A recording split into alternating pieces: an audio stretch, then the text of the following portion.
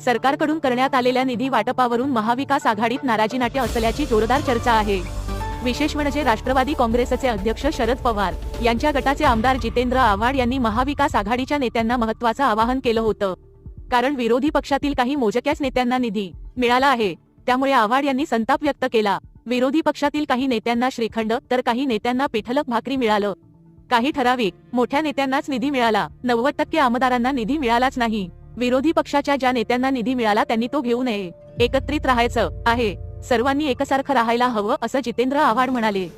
आणि त्यांनी घेतला ना, म्हणजे त्यांनी घ्यायला नको होता। जेव्हा आपण एकत्र गटामध्ये आहोत तेव्हा त्या गटाची काळजी करायला पाहिजे ना, किंवा सगळ्यांना पैसे मिळाले पाहिजेत। नाही, मी मोठा नेता नाहीच आहे, पण मला पैसे नाही द्यायचे काय? माझ्या घरचं काम आहे काय? ते वरचे नेते आहेत म्हणून मिळतील? वरचे नेते कोण मला हेच कळत नाही। आणि हे पैसे घेणं चुकीचंच होतं। तुमच्या बरोबरचे आमदार तुमच्या विश्वासावरती, तुमच्या नेतृत्वावर विश्वास ठेवून तुमच्या मागे उभे आहेत, तुमच्या मागे उभे आहेत, याचा अर्थ तुमची ताकद ते आमदार आहेत।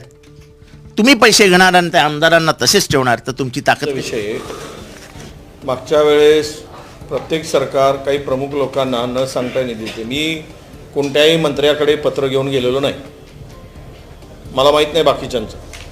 मी पत्र पाठवून दिलं, ते पैसे मला 25-26 कोटी रुपये मिळाले। विषय असा असतो 25-20 कोटी रुपयाने 2 रस्ते पण होत नाही।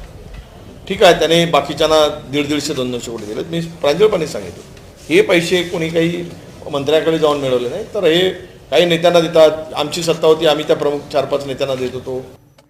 उत्तर विजय वडेट्टीवार यांनी दिलं।